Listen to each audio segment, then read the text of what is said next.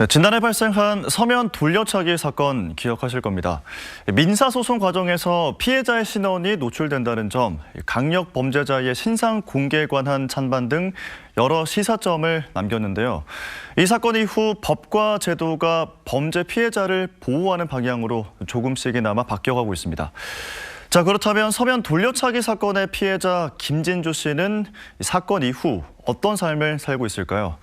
부산 MBC 뉴스데스크 연말기획 고통도 희망도 함께 오늘 두 번째 순서입니다. 이 범죄 피해 그 이후의 삶, 김윤아 기자가 보도합니다.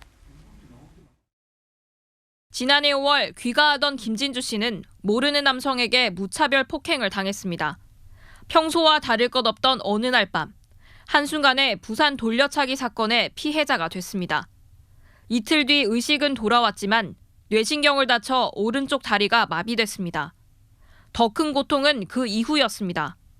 누군가 뒤따라오지 않을까, 보복 혹은 2차 가해를 입지 않을까, 정신적인 고통은 24시간 내내 김 씨를 옥죄었습니다.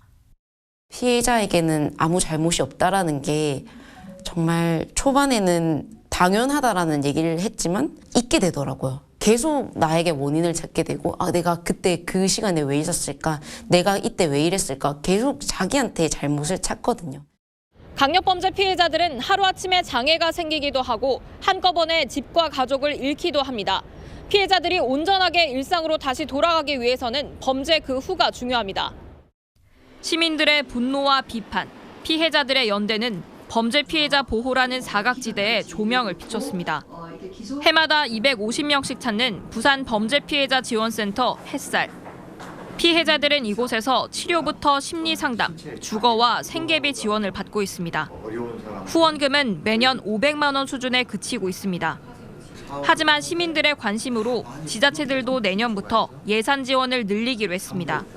범죄 피해자는 아무 잘못이 없지 않습니까? 이게 지원이나 도움이 아니고 범죄 피해자들의 권리인데. 법과 제도도 피해자 중심으로 바뀌어가고 있습니다. 재판 기록 열람을 위한 민사소송 과정에서 피해자 신원이 노출된다는 비판 속에 신변 보호가 필요한 강력범죄의 경우 원칙적으로 재판 기록 열람을 허용하기로 했습니다. 경제적으로 어려운 범죄 피해자들을 위해 국선 변호인 지원도 강화하기로 했습니다. 피해자가 이렇게 직접 얘기를 하면 고쳐지는구나를 보여주는 것 같아서 감사하고, 고쳐지는 환경이 오는 게 사실은 굉장히 치유가 빨리 되는 것 같고.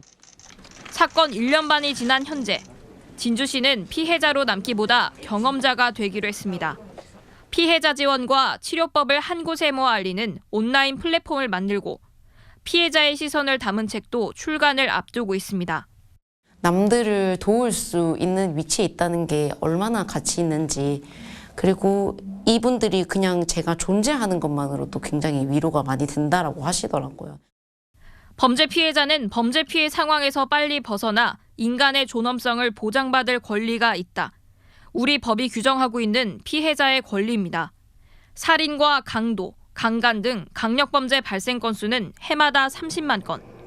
피해자 가족 같은 간접 피해자까지 합치면 그 수는 가늠하기 어려울 정도입니다. 이들이 다시 온전한 일상을 살아가기 위해 우리 사회의 위로와 연대의 손길이 필요합니다. MBC 뉴스 김윤아입니다.